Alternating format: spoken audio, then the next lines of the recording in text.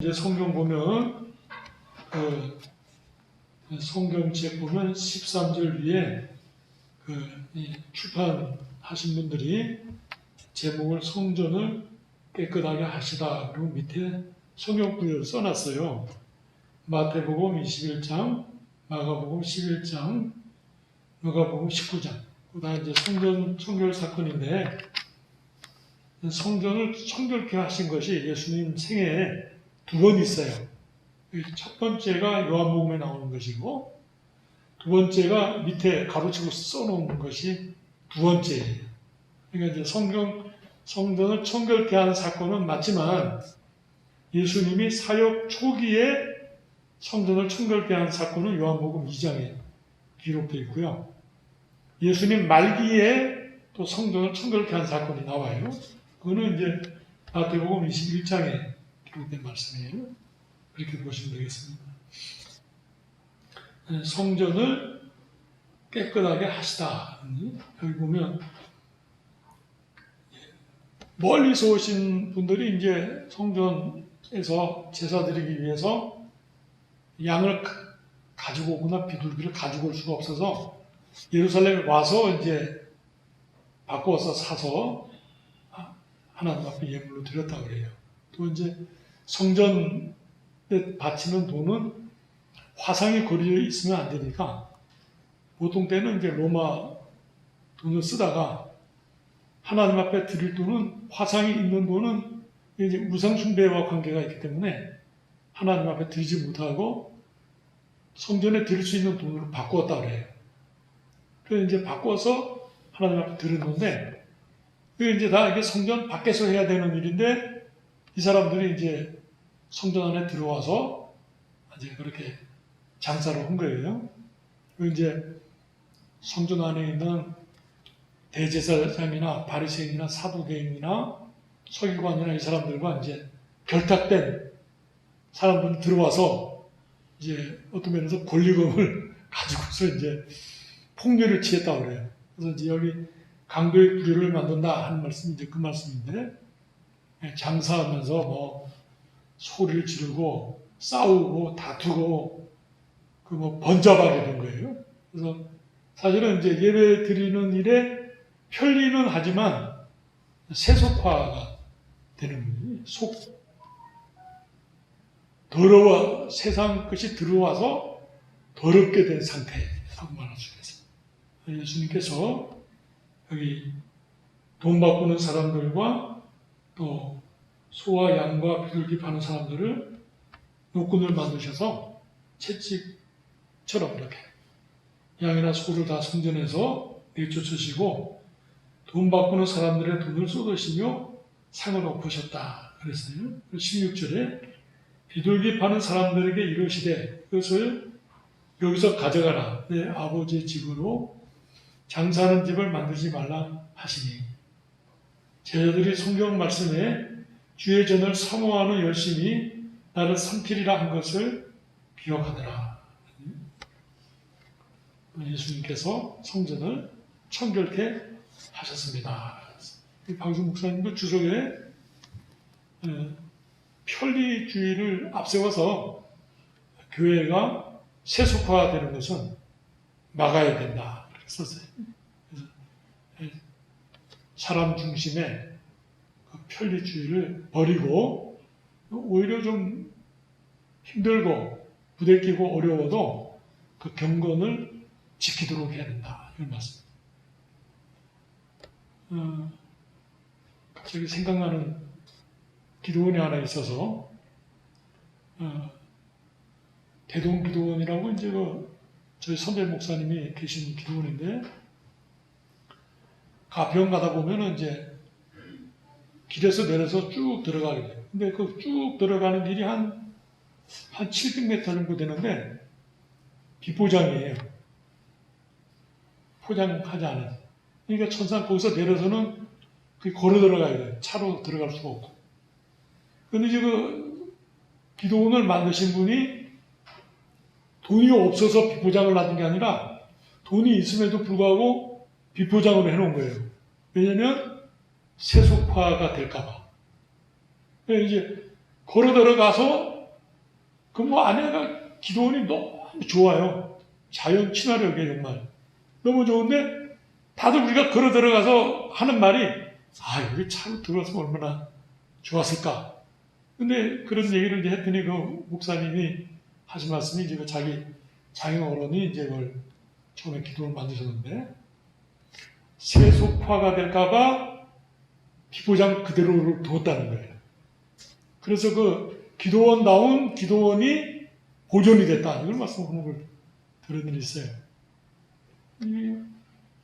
우리가 편리주의를 앞세워서 꼭 지켜야 될 어떤 경건과 거룩함을 훼손하게 된다면 오히려 거룩함을 지키기 위해서 그 편리함을 버려라. 이 말씀. 그것과는 좀 관계가 있었는지 모르겠습니다만 우리 어릴 때는 이제 주의를 거룩하게 지키느라고 성가대 찬양 연습하고 이제 뭐 성탄절이나 부활절이나 이렇게 오래도록 찬양 연습을 하잖아요. 그러면 이제 간식이 필요하니까 간식을 어떻게 준비했냐면 토요일 날 빵을 다 사놨어요. 그러니까 찬양대 끝나고 연습하고서 먹는 빵은 이제 식은 빵이죠. 뭐 소그룹빵이나 단팥빵이나 다 식었죠. 그렇게 폭신폭신하고 맛있는 그런 빵 아니죠. 오늘날은 이제 저희가 토요일 날 그렇게 준비하지 않죠. 일반적으로. 그냥 편하게 그냥 줄날 혹시 찬양대 식사할 수 있다면 그렇게 하죠. 그러니까 이제 그렇게 볼 때 과거에 어르신들이 생각했던 것은 그 예배를 존귀케 또 모든 그 주의를 거룩하게 지키려고 몸의 그 불편함이나 뭐 같은 값이면 맛있게 먹는 것보다는 좀 덜 맛있게 먹더라도 지켜야 될 그 거룩성을 지키려고 했었어요. 근데 그것은 귀하다고 생각합니다. 그렇게 할 때 뭐 우리들이 이제 그렇게 하면서 자녀들이 이제 그 신앙을 배우게 됩니다. 그래서 타협하지 않게 되고 육체를 위하느라 하고 하나님의 은혜나 경건과 거룩함을 훼손하게 되지 않는. 저희 같은 경우는 뭐 물론 목사님 가정이니까 국물도 없었대요. 토요일날 준비하기도 물론 하지만 뭐 도무지 아버님이 그 융통성이라는 것이 없으셨어요. 그러니까 그 대신에 이제 거룩함을 온전히 지키게 되고 경건 지키게 되고 주의를 율법적으로라도 반드시 지킬 수 있도록 그렇게 아버님 요구하시고 또 자녀들이 그걸 이제 따라서 순복했어요. 그것이 결과적으로 보면은 우리 신앙에 유익하더라고요. 그것이. 그다음에 이제 이 성전을 표적을 보여달라고 그러니까 예수님께서 너희가 이 성전을 헐라 내가 사흘 동안에 일으키리라. 그리고 21절에 그러나 예수는 성전된 자기 육체를 가리켜 말씀하신 것이라. 죽은 자 가운데서 살아나신 후에요. 제자들이 이 말씀하신 것을 기억하고 성경과 예수께서 하신 말씀을 믿었더라. 그래서 박유선 목사님이 이 말씀을 해석하면서 구약 성전과 신약 교회는 동일하다. 근데 신약 교회는 그리스도의 몸이라고 그랬으니까 되게 몸된 교회 그런 표현 쓰잖아요. 우리가요. 예수 그리스도의 머리시고 그러니까 이 교회가 몸이라면은 그것은 성전과 연결해 보면 성전된 자기 육체라는 표현이 맞다 이렇게 말합니다. 예수님께서 십자가 죽으시고 부활하셔서 구속을 완성하신 뒤에 교회가 이제 태동이 되는데 주님께서 증거하신 말씀이다. 고린도후서 6장 14절 말씀을 한번 보겠습니다. 제가 이제 교회 그리고 성전, 이제 구약으로는 성전이고 이제 신약으로는 이제 교회인데 14절부터 18절 말씀까지 고린도후서 6장 14절 292페이지입니다. 한 절씩 교독하시겠습니다. 신약성경 292페이지 고린도후서 6장 14절 말씀이요. 너희는 믿지 않는 자와 멍에를 함께 내지 말라. 의와 불법이 어찌 함께하며 빛과 어둠이 어찌 사귀며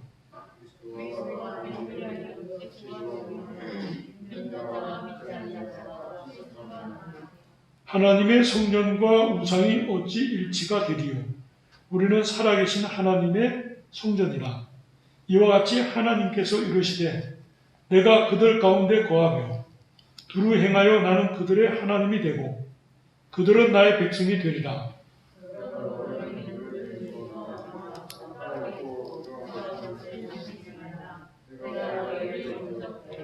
너희에게 아버지가 되고 너희는 내게 자녀가 되리라.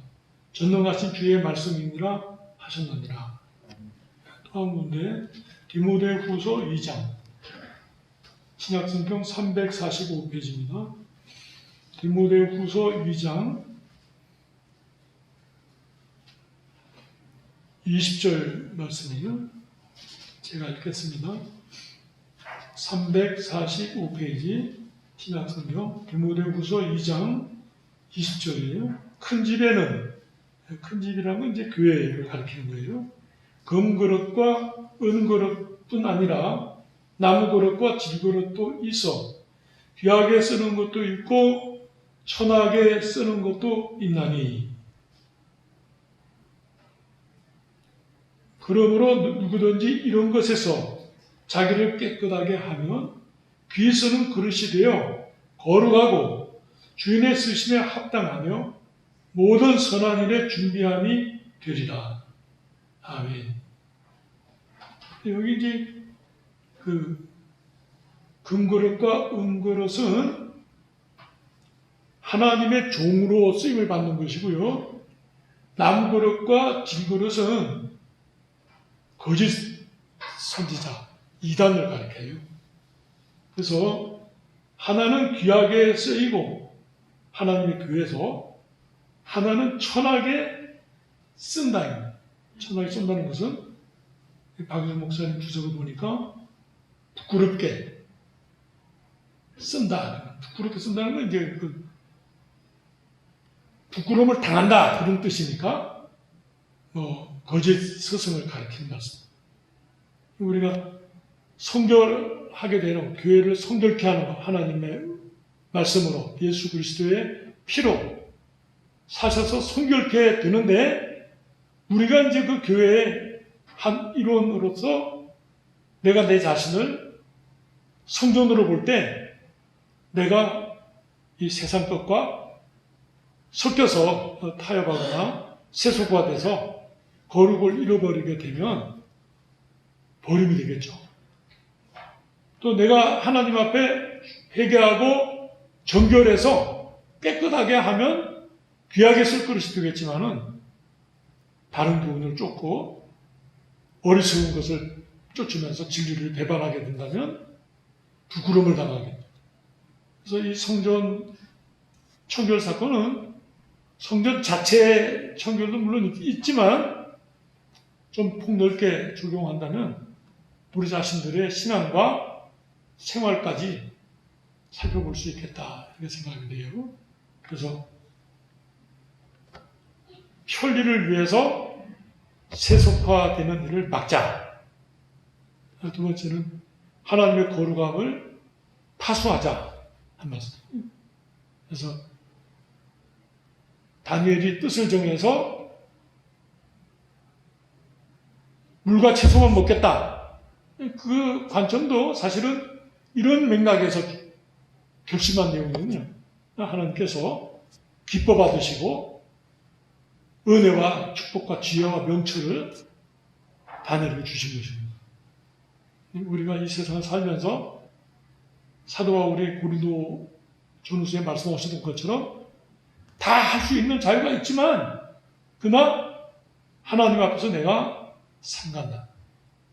연약한 신자들의 그 영혼을 위해서 삼가고 또 내가 하나님의 말씀을 맡은 자로서 생각해 볼 때 이것이 옳지 않다고 생각하면 하지 않겠다. 그런 태도가 바로 우리가 가져야 될 태도가 아닌가 이렇게 깨닫습니다. 말라기 3장 1절 말씀 하나 보겠습니다.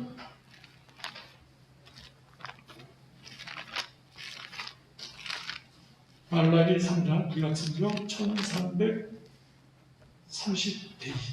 1320페이지 말라기 3장 1절에서 3절 말씀을 제가 읽겠습니다. 만군의 여호와가 이르노라 보라 내가 내 사자를 보내리니 그가 내 앞에서 길을 준비할 것이고 세례요한을 갈게요. 또 너희가 구하는 바 그가 갑자기 그의 성전에 임하시리니 곧 너희가 사모하는 바 언약의 사자가 임하실 것이라. 예수 그리스도가 가르칩니다. 그가 임하시는 날을 누가 능히 당하며 그가 나타나는 때에 누가 능히 서리요. 그는 금을 연단하는 자의 불과 표백하는 자의 잿물과 같은 것이라. 그가 은을 연단하여 깨끗하게 하는 자 같이 앉아서 레위 자손을 깨끗하게 하되 금, 은 같이 그들을 연단하리니 그들이 공의로운 제물을 나 여호와께 바칠 것이라. 이성근 박사라고 주석을 하면서 말라기 3장 1절에서 3절 말씀이 곧 우리가 오늘 말씀 나눈 요한복음 2장 13절 이하의 말씀과 연결해 볼 때 짝구절이다 이렇게 해석을 했어요. 그래서 말라기 3장이 예언이라면 요한복음 2장 13절은 성취다 이렇게 썼어요. 아주 귀한 지적이라고 생각이 돼요. 기도하시겠습니다.